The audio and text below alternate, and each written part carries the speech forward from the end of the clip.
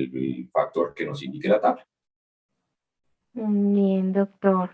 Dice la señora Sandra Rodríguez. Una persona que ha estado obligada a declarar desde hace varios años por patrimonio y no ha declarado, este año decide declarar renta 2020. El patrimonio que tiene es más de 240 millones, más un carro de 60 millones que está a su nombre con crédito que sacó el esposo. Tengo dos dudas. Una, ¿cómo justificar el patrimonio si el patrimonio que tiene es de una herencia de hace varios años atrás? Y dos, ¿cómo justificar la compra del carro porque no tiene ingresos? ¿Cómo justificar el patrimonio? Primero, la primera pregunta. Pues lo que pasa es que esa persona no ha cumplido con su obligación de declarar en los años anteriores. Y la situación no es como se está planteando en la pregunta de que este año 2020 decidió declarar. No, es que esa no es una decisión de la persona. Yo decidí en los años anteriores no declarar y en este año decidí sí declarar. No, la ley me dice, usted está obligado a declarar. Entonces esa persona, ya para llegar a la respuesta, ¿cómo hace para justificar de dónde salió el patrimonio? Lo que tiene que hacer es presentar las declaraciones de los años anteriores que no ha presentado y los que ha estado obligada a presentar. Y así, ya cuando presenta la declaración del 2019, del 2018, del 2017, ahí ya viene ese patrimonio, pues está justificado, ¿no? Ese patrimonio ya viene de los años anteriores. Y la segunda parte, que compró un carro, pero el carro quedó a nombre de ella, pero la plata la puso el esposo, ahí están ocurriendo dos cosas. Cualquiera de las dos es una explicación de cómo se incrementó su patrimonio con el valor del carro. La primera explicación es el esposo le prestó la plata y ella compró el carro con esa plata que le prestó el esposo. En ese caso ella tiene el vehículo y tiene un pasivo con el esposo, un pasivo que debe estar soportado con un documento de fecha cierta, eso significa con un documento oficializado ante notario, con firma auténtica de notario. O la otra posibilidad, lo otro que puede haber ocurrido es que el esposo le regaló el carro. Así que ella tiene el carro en su patrimonio, pero tuvo una ganancia ocasional por el valor del carro que el esposo le regaló. Cualquiera de las dos le justifican. En el primer caso, pues no se le aumenta el patrimonio, porque tiene el activo y tiene la deuda. Sospecho yo que no tienen ese documento de fecha cierta. Así que nos iríamos a la segunda situación. El esposo le regaló el carro. Tiene una ganancia ocasional, que paga impuesto de ganancia ocasional, y de esa forma queda justificado el incremento en el patrimonio. Bien, doctor. Dice Alexander Moreno. El formulario para declaración de la fracción del año 2021 es un formulario nuevo que queda con año grabable 2020. Es el mismo formulario 210, hablando de residentes, es el mismo formulario 210 que está vigente y que estamos utilizando en estos días. Lo que pasa es que ese es el formulario de declaración de renta del año grabable 2020 o fracción de año 2021, pero es el mismo formulario. Bien, la señora Miriam Ávila. ¿Qué consecuencia hay en la declaración de renta 2021 con una persona que empezó a trabajar en el exterior en 2021 y le está enviando dinero a la cuenta de la mamá? La mamá del señor declara renta aquí en Colombia. ¿Cómo es la forma más adecuada de manejar este dinero para no tener inconvenientes con la DIAN? Pues a ver, la forma adecuada de manejarlo es, y perdónenme como voy a responder diciendo la verdad. Y diciendo la verdad nos lleva a dos situaciones diferentes. La primera situación puede ser que el señor que se fue a trabajar al exterior envía plata todos los meses a la cuenta de la mamá, pero es plata de él. Y le está diciendo a la mamá, hágame el favor y me guarde esa plata. Tome esa plata y se la consigno, guárdemela. O destínela a tal cosa, en fin, pero sigue siendo plata de él. ¿Qué recomendación le haría yo en ese caso? Dejar un documento soporte para poder, porque hay el problema sería de la mamá que está recibiendo una cantidad de plata en su cuenta, bueno, una serie de consignaciones en su cuenta que no son plata de ella y ella tiene que estar en capacidad de demostrar que no son plata de ella. O la segunda situación que se puede presentar es que el señor desde el exterior le está diciendo a la mamá todos los meses, mire, ahí le mando una plata, le regalo esa plata, y ahí la situación cambia, porque ahí sí, eso es una donación que le está haciendo a la mamá y para la mamá pues es una ganancia ocasional. Así que pues lo que hay que ver es cuál de los dos escenarios están manejando y el que sea que corresponda a la realidad de la operación, pues dejarlo con los soportes que le permitan demostrar a la DIAN si eventualmente le pregunta qué es lo que está pasando. De nuevo, el problema es para la mamá que está recibiendo una serie de consignaciones y que finalmente pues hay que ver si esa plata es de ella o no es de ella, si está en su patrimonio o no, o sencillamente le está haciendo el favor al hijo de guardarle y administrarle la plata. Bien, doctor, muchas gracias. ¿Está habilitado el audio a la señora Gladys Rodríguez? Buenos días.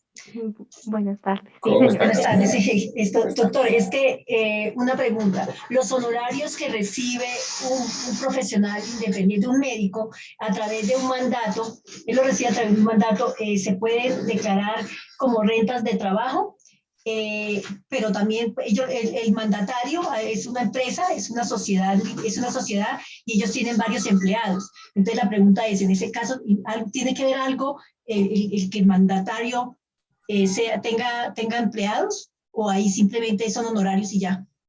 A ver, estoy como un poquito confundido con el tema que nos cuentas ahí del mandato, pero te indico lo siguiente. Si son ingresos del médico, si son honorarios que está recibiendo el médico, él como persona natural, independientemente de cómo los reciba, pues son ingresos de él y al ser honorarios siempre son rentas de trabajo. Vuelvo y digo que lo está recibiendo a través de otro. En fin, ahora, que hay un mandatario que le está haciendo el favor de recibirle la plata y ese mandatario tiene empleados contratados, no importa, eso no es relevante porque lo que dice la ley es que el tratamiento fiscal que le va a dar a sus honorarios pues le permite tomar un 25% exento siempre que no haya contratado a 2 o más trabajadores o contratistas durante el año. Entonces, él no está contratando a nadie. Hay otro que está contratando gente, pero eso es la situación del otro. Él como médico, si no está contratando a nadie, tiene derecho a su 25% exento. Pero así contrate o no contrate, el médico está recibiendo honorarios y los honorarios siempre, no nadie, tiene trabajo. Gracias. Con todo gusto, Gladys. Muchas gracias. ¿Está habilitado el audio a Alexi Prada?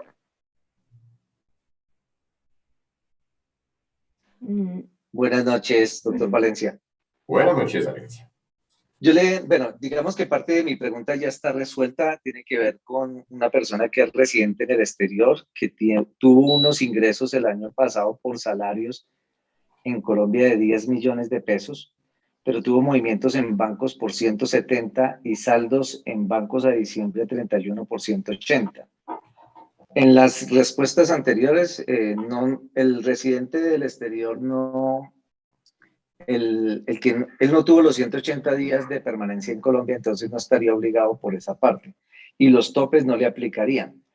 Pero por los ingresos laborales que no tuvo retenciones en la fuente, ¿eso le obligaría a presentar declaración de renta?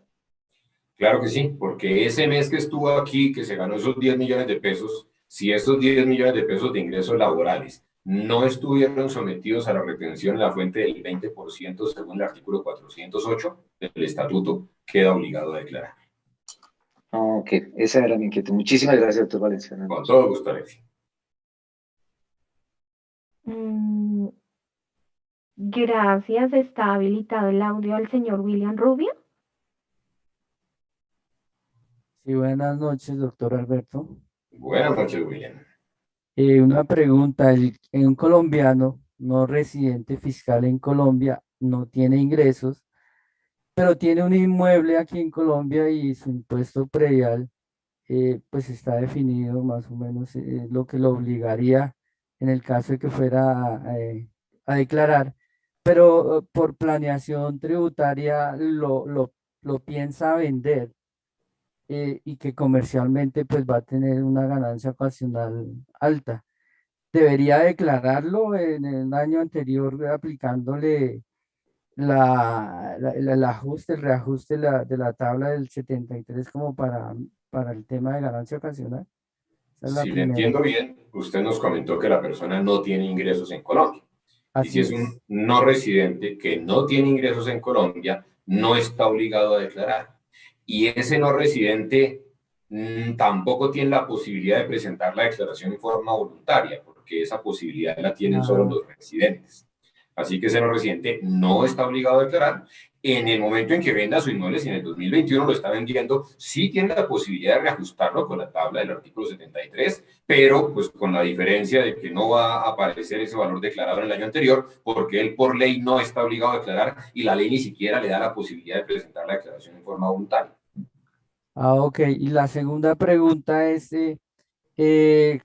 no tienen ingresos en un bien inmueble y hay una nueva propiedad y el usufructo. ¿Cuál de ellos está obligado a declarar ese bien si supera el valor del patrimonio? Los dos, porque el que tiene la nueva propiedad tiene el 30% y el que tiene el usufructo vitalicio tiene el 70%. Y Ah, cada uno tiene que declarar, de incorporar dentro de su patrimonio bruto la parte de la propiedad que posee. Así que para uno el 30% y para otro el 70%, eso es parte de sus activos. Y con eso pues tienen que evaluar la obligación de presentar declaración o no. Y si están obligados, pues declarar allá esa parte de la propiedad que cada uno tiene. muchas gracias, muy amable. Buenas Todo noches. gusto, bien. ¿No? Bien, muchas gracias. Escuchamos al señor Miguel Rivera.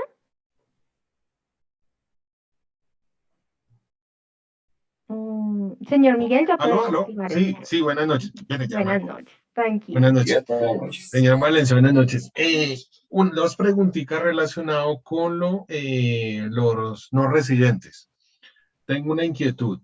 Digamos, un no residente o residente puede ser residente en dos países. Lo digo por el artículo 10, porque esta persona en el 2020 recibió una herencia de 1.000 millones. Entonces, le quedó el apartamento de 1.000 millones y fuera de eso recibió ingresos por 1.000 millones. Y si yo miro el artículo 10, a pesar de que él nunca ha vivido en Colombia, pues supera el monto del 50% en las dos cosas, en los activos, en el patrimonio y en los ingresos. Entonces, por eso es la pregunta. ¿Sería Ya, residente fiscal en los dos países? sí, sí, señor, eso puede ocurrir.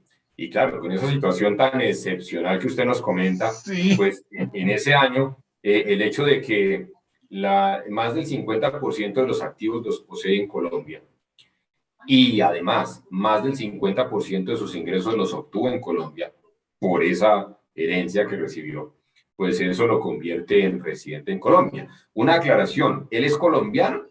colombiano. Listo, entonces sí, porque esto que estamos diciendo le aplica a los colombianos. No estuvo los más de 183 días, pero más del 50% de sus activos está en Colombia, más del 50% de los ingresos los obtuvo en Colombia. Eso lo convierte en residente colombiano en el año en que eso ocurrió. Y Correcto. usted pregunta, ¿y puede ser residente de dos países al tiempo? Sí, porque, no sé, pensemos que esa persona vive en Estados Unidos. En Estados Unidos es residente porque allá vive, porque allá sí permaneció los más de 183 días y, digamos, cumplió con los parámetros de la ley de Estados Unidos para considerarlo como residente fiscal allá. Y simultáneamente es residente fiscal aquí, por lo que ya hemos comentado. Así que es residente de los dos países por ese periodo, sí. Uy, Ahora, si carajo. de pronto está de buenas y vive en uno de los 10 países con los que hoy tenemos convenios vigentes para evitar la doble tributación, ahí sí no ocurre lo que estamos diciendo, porque un punto clave de los convenios es precisamente definir unas reglas, las llaman, incluso se conocen como reglas de desempate para la residencia, de tal forma que si una persona es colombiano, pero es residente en España, o es colombiano, pero es residente en Canadá, o en cualquiera de los otros países con los que tenemos convenio vigente, el convenio determina unas reglas y esas reglas nos llevan a que va a ser residente del país donde vive, no de Colombia. Pero eso bajo la aplicación de un convenio de tributación. De lo contrario, residente en los dos países. Bien, muchas gracias. Escuchamos a la señora Carmen Alicia. Ya puede activar el micrófono, señora Alicia. Les recuerdo que está en la parte inferior de la pantalla Zoom. Bueno, no sé si mientras ella activa el micrófono, doctor, dice la señora Melba Bello. Doctor, no tengo claro cómo se declara el usufructo, cómo se cuantifica. Se cuantifica, el artículo 303 del estatuto, ya nos hemos referido a él, nos dice cuando una persona es propietaria de la nula propiedad y otra persona es propietaria del usufructo. Ese usufructo se cuantifica como el 5% del valor del bien por cada año que conserva el usufructo. Pero si es usufructo vitalicio, que es lo que en general ocurre, ¿sí? La persona conserva su usufructo por siempre en vida, ese usufructo vitalicio constituye el 70% del valor del bien. Tomemos como ejemplo un inmueble. Un inmueble tiene un costo fiscal de 1.000 millones de pesos y el usufructo es de una persona y la nueva propiedad es de otra persona. El usufructuario es dueño del 70%, o sea, 700 millones de pesos. Y el nuevo propietario es dueño del remanente, que es ese otro 30%, 300 millones de pesos. Bien. Doctor, gracias. Dice la señora María Mendieta.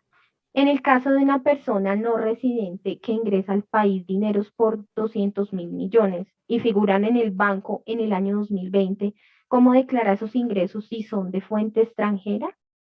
Si no es residente, no debe declarar esos ingresos porque los no residentes están obligados a declarar únicamente sus ingresos de fuente nacional y declarar su patrimonio poseído en Colombia únicamente. Si es que está obligado a presentar declaración, ¿no? Pero pensemos, está obligado a declarar, ese no residente en su declaración de renta va a incluir solo las rentas de fuente nacional y el patrimonio poseído en Colombia. Si esos ingresos que obtuvo son ingresos de fuente extranjera, no están sometidos a tributación aquí en Colombia y no se declaran aquí en Colombia.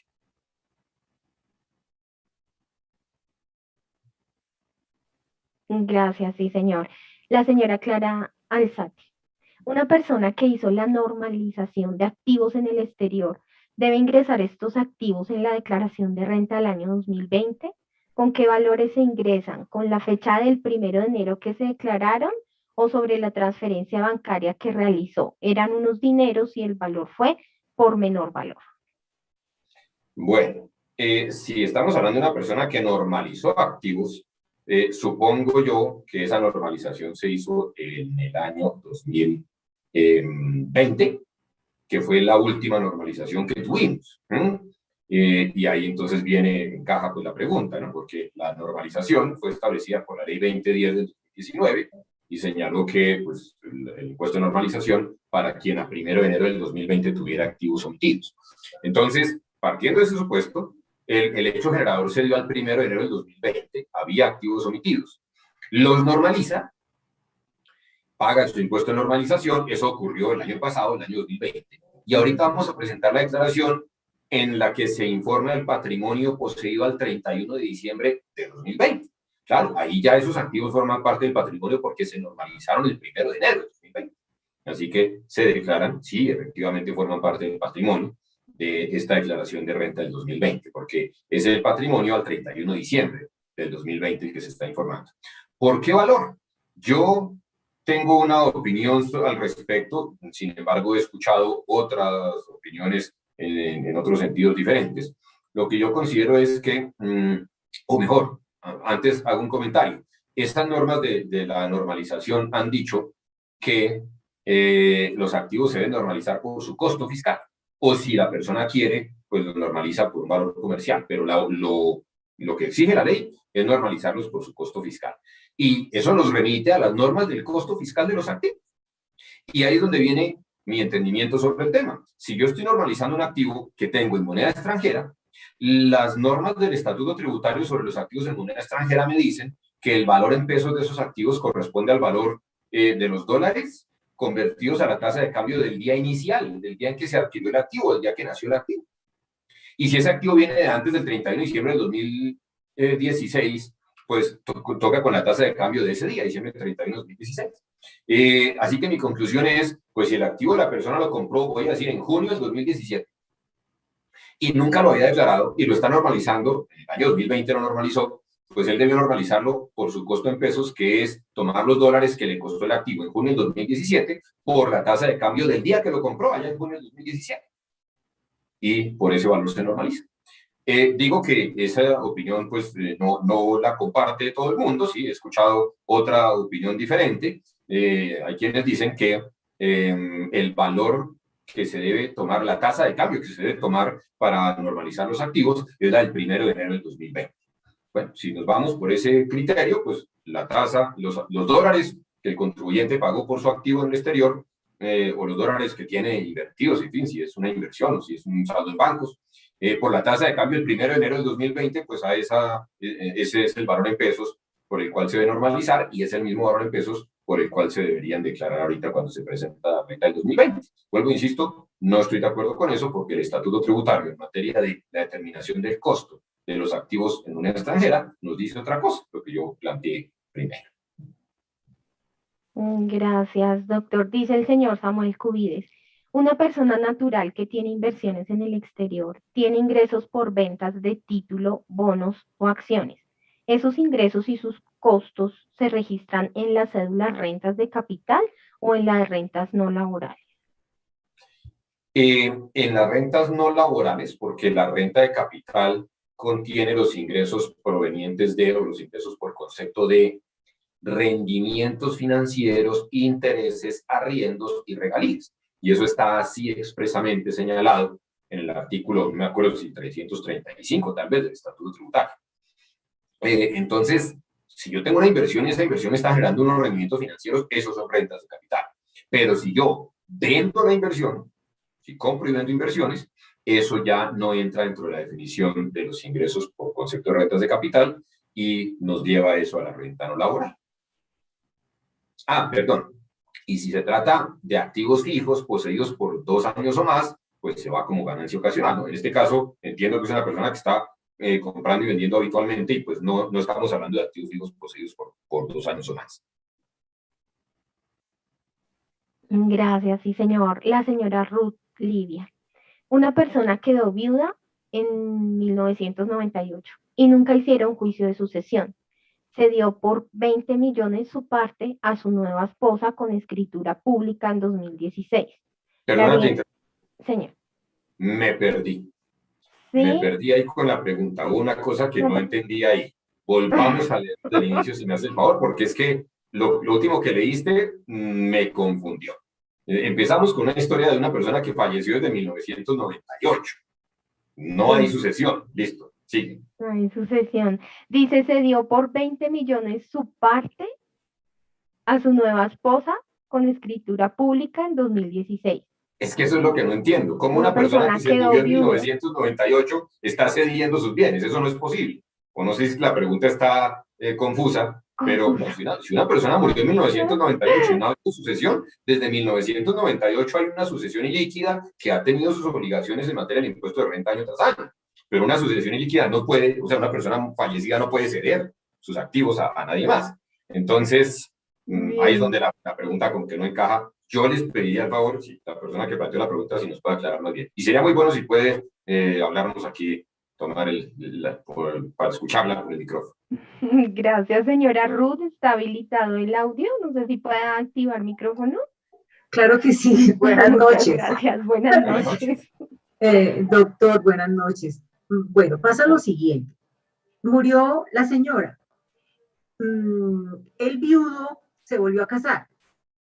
No hubo juicio de sucesión. Okay. El viudo decidió en el 2016 que su parte se la cedía a la nueva esposa. ¿Su parte en qué?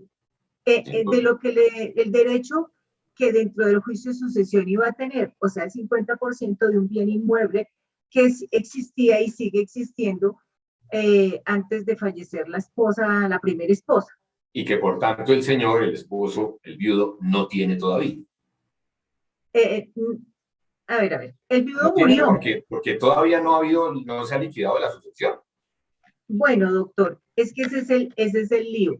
Que ya. Se levantó, el viudo se casó otra vez y levantó una escritura donde supuestamente está cediendo ese derecho que él adquirió sobre el bien inmueble por la muerte de su primera esposa. Esa escritura nunca se elevó ante el notariado y registro para que le quedara, digamos, escriturado a esa señora el 50% de ese bien inmueble.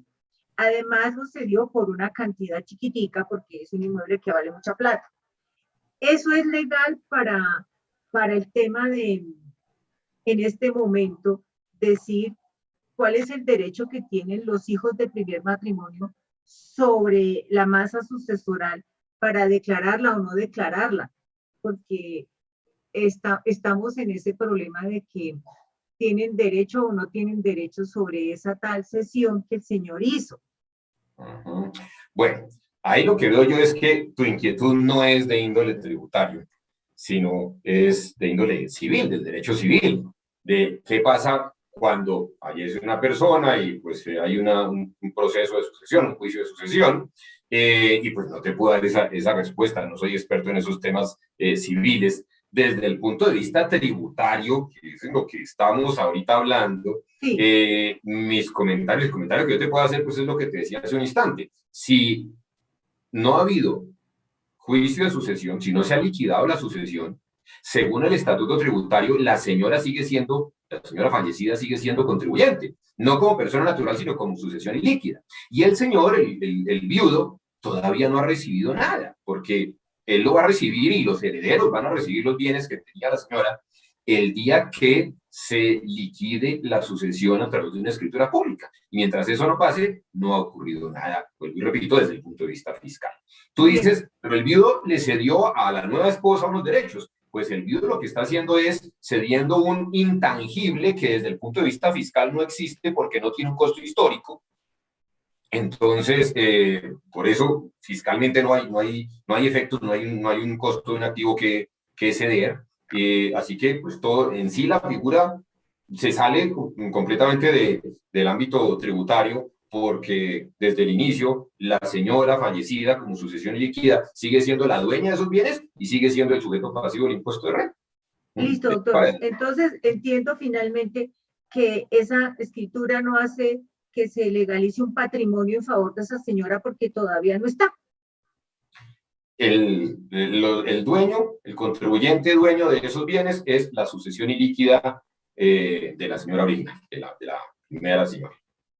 Bueno, doctor, ¿le puedo hacer una segunda pregunta? Cuéntanos. Gracias, doctor. Un cliente mío compró una franquicia de cocheros y Cocheros expidió una certificación de unos ingresos. ¿Ese es el único valor que tengo que declarar en rentas de capital por ser regalías? ¿Regalías?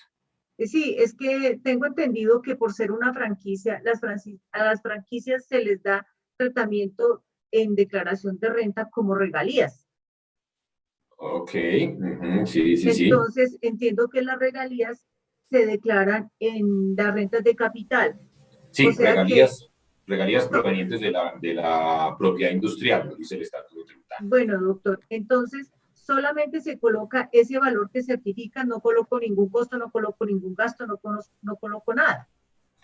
Los costos o gastos sí existen, pero sí, me imagino que no existen, porque por recibir unas regalías por el otorgamiento de una franquicia, pues ahí no veo que haya costos y gastos que solicitan. Así es.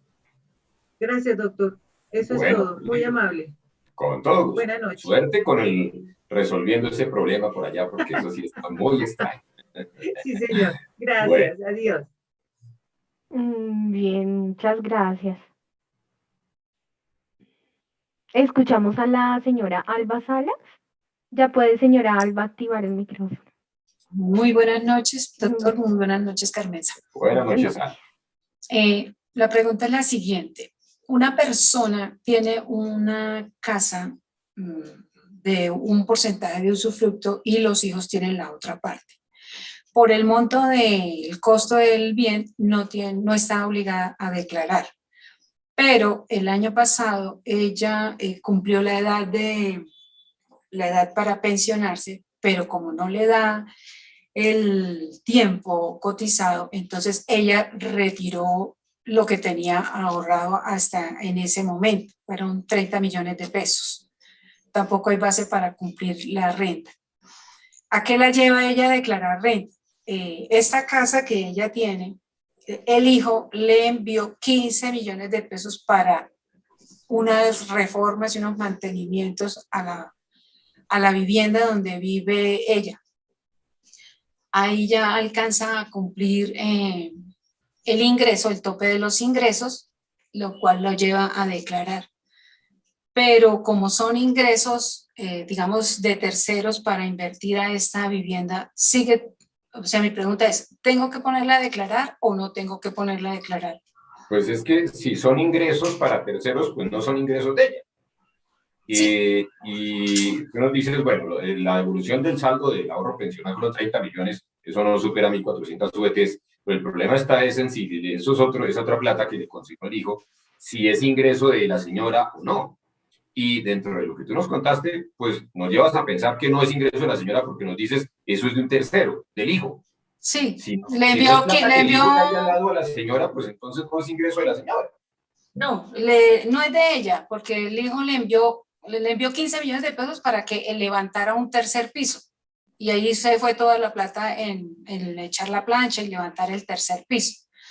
Pero como en la cuenta bancaria de ella sí están los 30 millones que le ingresaron por lo de la pensión y están los 15 millones para manejar, bueno, para arreglar el bien inmueble.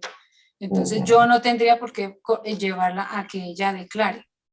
Bueno, ahí ya estamos hablando de las consignaciones, pero en las cifras que nos estás dando, 30 más 15 pues son 45 y no alcanza a llegar tampoco a las 1.400 VTs. No, es que hay otras consignaciones que es que los hermanos le están haciendo a la cuenta de ella. ¿Por qué? Porque ella cuida a la mamá. Entonces esa plata que hacen los hermanos a ella es para que cuide a la mamá, o sea, la alimentación, el arriendo y todo eso. Entonces, ahí sí ya me suben por consignación en las transferencias. Claro, discúlpame. Entonces, toda esa historia que nos acabas de contar se resume en lo siguiente. La señora tuvo consignaciones de su cuenta bancaria por más de 1.400 VTs. Punto. Ya la otra historia, digamos que se sale, no es objeto aquí de este análisis, ya lo hemos dilucidado también, lo que es ingreso de ella. ¿Entiendes? Si tuvo consignaciones por más de 1.400 VTs, queda obligada a declarar. Tiene que presentar la declaración. Ahora, ¿qué va a decir en la declaración? Pues la verdad, los ingresos de ella, el patrimonio de ella, todo lo que corresponde a la realidad tributaria de ella. Pero si por consignaciones, si las consignaciones superaron 1.400 VTs, pues queda obligada a declarar. No importa de dónde hayan venido. Ese es el tema. Bien, doctor, muchas gracias. Dice el señor Nelson Restrepo, ¿qué ingresos debo tener en cuenta para calcular el promedio de los últimos 6 meses del salario para poder establecer la parte exenta de las cesantías? Esto en el caso de profesores de universidades públicas que devengan gastos de representación. Pues a ver, déjenme revisar una cosa, perdónenme que aquí voy a mirar el estatuto para no cometer una imprecisión, porque no me acuerdo exactamente cuál es la palabra que usa el artículo 206, el numeral cuarto. Hay que mirar si dice ingresos o si dice salarios, porque esa norma nos dice efectivamente que las cesantías son exentas si el promedio de los últimos 6 meses no supera 350 VTs y de ahí para adelante pues nos establece la tabla que va grabando parcialmente las cesantías. Pero entonces, la palabra exacta es, vamos a mirar aquí, son exentas las cesantías y los intereses de cesantías siempre y cuando sean recibidos por trabajadores cuyo ingreso mensual promedio, ¿listo? Cuyo ingreso mensual promedio en los últimos 6 meses no haya superado 350 VTs. ¿Qué debo mirar para saber si superó o no las 350 VTs? El ingreso mensual promedio. ¿Y qué es ingreso? Todo lo que recibo. Y el mismo artículo 206 al inicio nos dice todo lo que provenga de una relación, de la relación laboral es ingreso para el trabajador. Entonces, ese profesor que recibe gastos de representación y que en una parte pues, son exentos, en fin, pero son ingresos. Entonces, ¿cuánto recibió él? No sé, voy a decir cualquier cosa, 15 millones mensuales. Ahí está el sueldo, están los gastos de representación, están los viáticos, está el auxilio, no sé qué cosa, está todo, pero de nuevo, ahí el numeral cuarto del artículo 106 dice, condición que el ingreso mensual promedio no supere 350 UF. Ingreso es sumando todo lo que recibe. Bien, sí, señor, gracias. Dice el señor Carlos Cifuentes. Una persona apostó una suma en casa de apuestas y no ganó ni perdió. Es decir, le devolvieron el valor apostado. Pero en el reporte de la DIAN aparece como pago por apuestas, por la casa de apuestas, por el valor que le devolvieron y no reportan retención en la fuente. Se debe declarar como ingreso por ganancia ocasional el valor que le devolvieron y como costo el mismo valor que apostó para que quede utilidad cero y no genere impuesto por ganancia ocasional. Pues, a ver, esa situación está bastante curiosa, ¿no? Si nos dice no ganó ni perdió, apostó 100 y le entregaron 100, pues ahí lo que uno podría sospechar es no tuvo ingresos. 100 y se le devolvieron sus 100 pesos, ingreso cero, ¿no? Y como haya reportado la casa de apuestas pues a la DIAN, pues es, digamos que debería coincidir con ese criterio, ese análisis de que él no tuvo ningún ingreso. Ahora, lo que pasa es que a la larga yo creo que eso no fue lo que pasó. Lo que yo creo que pasó fue que el señor apostó 100 pesos y se ganó 100 pesos. Le fue bien.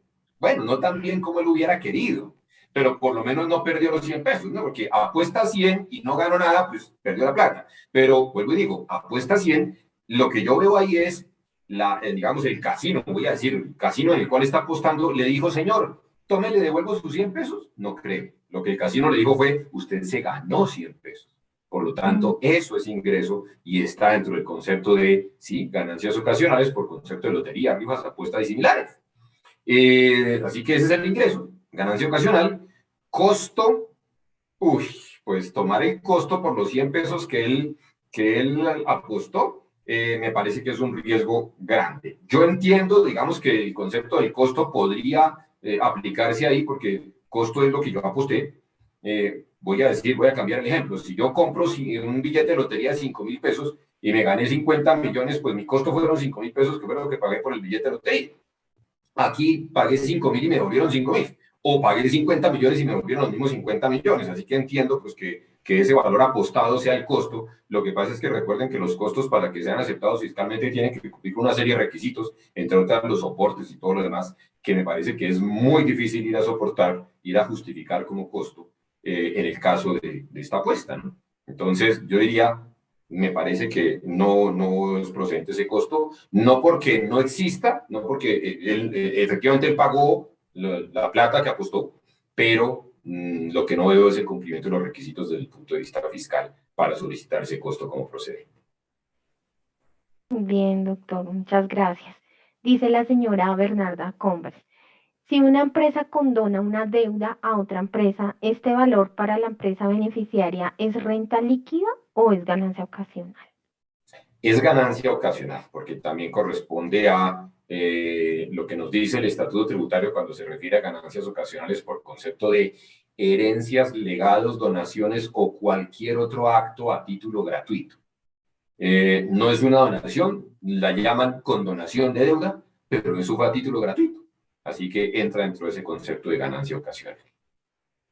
Bien, doctor, muchas gracias. ¿Está habilitada el audio a la señora Claudia Sánchez?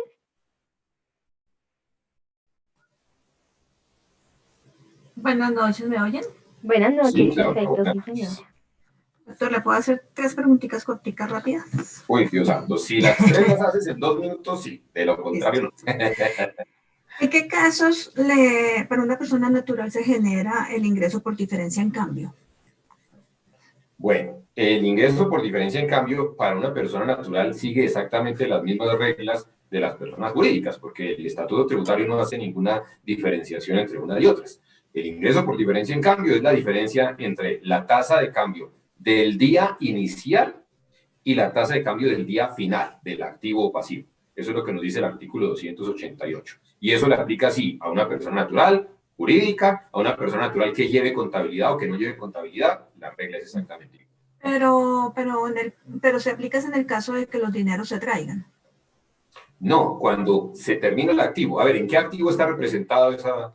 ¿Cuál es el digamos activo? Digamos de una cuenta corriente, una cuenta de ahorros. Listo, una cuenta de ahorros. Una persona la tiene en el exterior. $10,000 en una cuenta de ahorros. El día que retire esos $10,000 o el día que retire plata de la cuenta de ahorros, ahí se le va generando la diferencia en cambio. Así no los traiga, casi no los gasta en el exterior. No los traiga. Pudo haberlo transferido a otra cuenta de ahorros, pudo haberlo utilizado para constituir un CDT, pero es que el activo cuenta de ahorros tuvo un día inicial, que fue cuando consignó la plata, y un día final, que fue cuando la retiró. Y tengo el caso, como ahora en el reporte de la DIAN están apareciendo los avalúos catastrales de los bienes que tiene una persona, se aparece el 100%. Resulta que esta persona no declaró, no informó sobre ese bien en años anteriores. Yo se lo incluí en el 2020, por comparación patrimonial no me da diferencia, porque dio la casualidad de que vendió un activo. ¿Tendrá problema de pronto en años anteriores o ya teniendo...? Claro que sí tiene problema, porque si el activo lo tenía en años anteriores y no lo declaró, ese activo se llama activo omitido. y esa persona debió normalizarlo, y como no lo normalizó, está expuesto a que la DIAN lo sancione por activos omitidos. Hay un punto a favor y es lo que tú dices. Tú hiciste el análisis y dices, no, pues incluyéndolo ahorita, no se me alcanza a generar una diferencia patrimonial no justificada. Bueno, eso significa que a la DIAN le va a quedar más difícil darse cuenta, pero no por eso está en incumplimiento. Hay un activo omitido y esa persona debió normalizar. Igual les dije que es el riesgo que van a correr. Y lo otro es, una vez presentada la declaración del 2020, ¿cuánto tiempo hay para solicitar el saldo a favor? ¿A partir de cuándo se puede solicitar? Desde el momento en que se presenta la declaración, ya se puede, al día siguiente se puede solicitar la devolución del saldo a favor. Hay un plazo de 2 años para solicitar la devolución, a no ser que la declaración quede con beneficio de auditoría, que la lleve a quedar en firme en 6 meses o en 1 año, porque en ese caso el tiempo que tiene la persona para solicitar la devolución es el mismo tiempo en el que va a quedar en firme la declaración, ya sea 6 meses o 1 año. Ok, doctor. Muchísimas gracias. Con todo gusto. Bueno. Muchas gracias. Y escuchamos a la doctora Melba Bello. Ya puede, doctora Melba, habilitar el micrófono. Buenas noches. Buenas noches. Buenas noches, Melba. Mi pregunta va, una persona natural por escritura tiene la propiedad de los bienes. Lo que pasa es que les venían declarando el 50% a ella y el 50% al esposo. Pero las escrituras no dicen eso. Cuando uno revisa los documentos que le pasan, se da cuenta. Entonces, la persona que tiene los bienes no tiene un solo ingreso. Los ingresos los tiene el que no tiene los bienes. Entonces, pues obviamente no hay como... Bueno, hay que declarar lo que es. Pero entonces la diferencia patrimonial es absolutamente absurda por el tema. Entonces, la pregunta es, ¿hay alguna recomendación? Melba, la recomendación, yo creo que tú y yo nos estamos riendo por lo mismo, ¿no? ¿Qué recomendación puede dar uno ahí? Eso no se hace. Pero si ya lo hicieron, no lo sigan haciendo por lo menos, ¿no? Ya vienen cometiendo un error porque tú dices, eso se ha venido declarando 50 y 50, pero según la escritura, según los documentos soporte, eso es de una sola persona. Y aquí volvemos a insistir en lo que ya hemos dicho en varias preguntas anteriores. Los contribuyentes, cada persona natural es contribuyente del impuesto de renta ya solita, independientemente del cónyuge, de la papá, del hermano, lo que sea. Entonces, si los bienes han venido declarándose 50% en cabeza de una persona y 50% en cabeza de otra, pero la escritura dice que no, que es de una sola persona, pues hay una persona que ha declarado lo que no tiene. Ha declarado más de lo que le corresponde, pues no tiene problema. Pero el problema es para la otra persona que no ha declarado el otro 50% que sí es de ella también. Entonces, eso está mal y mi primera recomendación sería corregir las declaraciones de los 2 años anteriores, las que se puedan corregir, ¿no? Y si la persona que sigue comprando, pensemos, el señor, me imagino, será entre 2 cónyuges, y el señor pues es muy formal con su esposa y él es el que trabaja y todo lo que él compra lo pone a nombre de la esposa, pues maravilloso, porque para la señora maravilloso, pero tener un esposo tan querido con ella le está saliendo costoso porque le cuesta un 10% de impuesto de ganancias ocasionales. Es la única solución que hay ahí, ¿no? O no es que sea solución, es lo que está pasando, porque a la luz del impuesto de renta, el que gana plata compra sus bienes y él es el sujeto pasivo con su plata y con sus activos. Y si le está dando su plata a otro, pues se la está regalando y eso tiene efectos para el otro que está recibiendo ese regalo, donación. Sí. Claro, sí. Ya tiene años. Y una segunda preguntita. Una persona que no es colombiana, pero no es residente en Colombia, pero recibe la pensión, ¿debe declarar? Porque tiene ingreso. Sí, tiene ingresos en Colombia por concepto de pensiones. Sí. Y ese ingreso por pensiones no está contemplado en los artículos 407 al 409. Eso la obliga a declarar. Sí, la obliga a declarar y la obliga a declarar, pero esas pensiones siguen siendo exentas. Exentas, claro, con la exención hasta 1.000 UETs mensuales, sí. Ajá. Bueno, doctor, muchas gracias. Bueno, vaya muy bien con ese caso. Bien, muchas gracias. Bien, doctor, acá dice la señora Carolina Sánchez. Doctor, si una persona retira un dinero de pensiones voluntarias antes de tiempo, es decir, 10 años, ¿ese retiro es un ingreso gravado?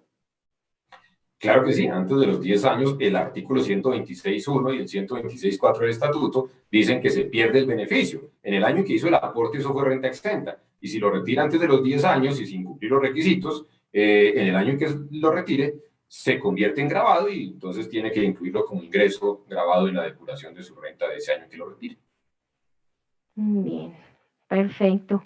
Bien, doctor. Pues Una aclaración con respecto a esta última pregunta para ampliar un poquito el tema. Y creo que alguien escribió sobre esto. Acabo de decir, es ingreso, sí. Bueno, pero si estamos hablando de un residente, ¿en dónde ubico ese ingreso? ¿Sí? Ese ingreso forma parte de qué cédula. Primero que todo, forma parte de la cédula general. Ahí no hay discusión sobre eso.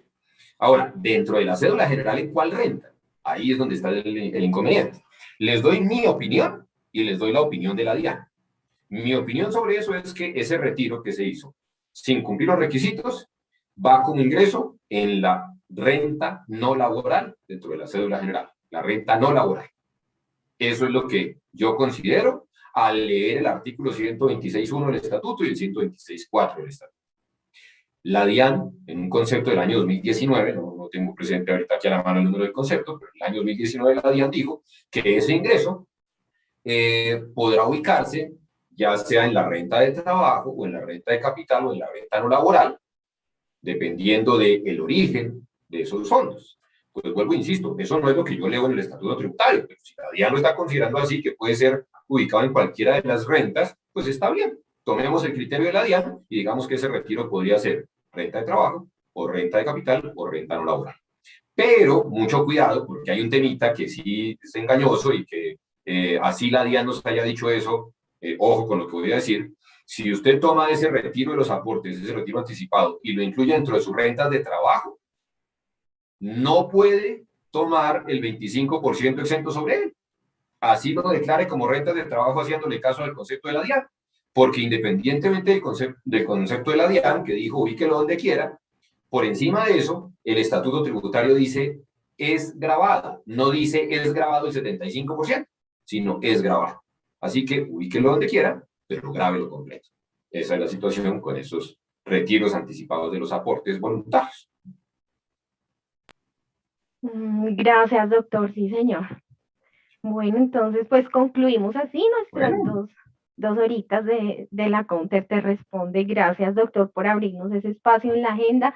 A ustedes siempre gracias por aceptarnos la invitación. Le damos un saludo a las personas que nos acompañan por Facebook. Les compartimos unos minutos, de las 2 horas, unos minutos, para que sepan cómo funciona nuestros Counter Te Responde, que es uno de los beneficios que tienen nuestros afiliados, y son consultas en vivo a nuestros expertos, como lo acaban de ver el día de hoy en Rentas Naturales con el doctor Valencia.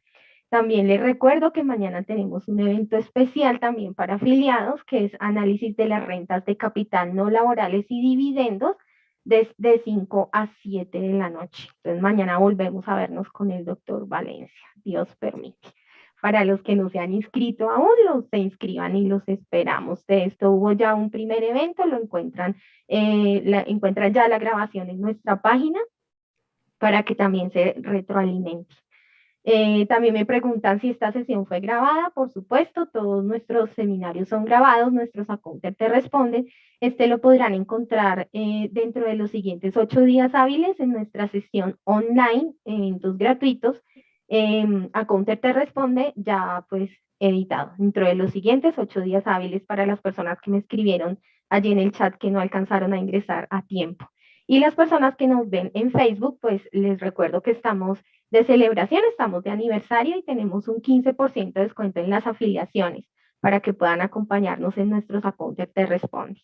Hay un 35% de descuento en los seminarios y un 40% de descuento en las videoconferencias para que se animen. Y también les recuerdo que están en programación nuestros cursos. En este momento estamos en el de profundización tributaria, pues ya no tenemos cupos, pero pueden adquirir la grabación, la videoconferencia. Y también los invito a los que tenemos en mis pymes, en NIAS y el de finanzas para contadores. Bien, doctor, entonces que descanses. Muchísimas gracias nuevamente y a todos gracias por la compañía. Bueno, Carmen, a ti también muchísimas gracias. Muchas gracias a todos ustedes que participaron en esta sesión y que tengan una muy buena noche. Ha sido un gusto acompañarlos hoy. Gracias, Carmen, y que descanses. Igualmente, sí, doctor. Bendiciones a todos. Muchas bendiciones. Nos vemos mañana. Feliz noche. Hasta mañana. Hasta luego.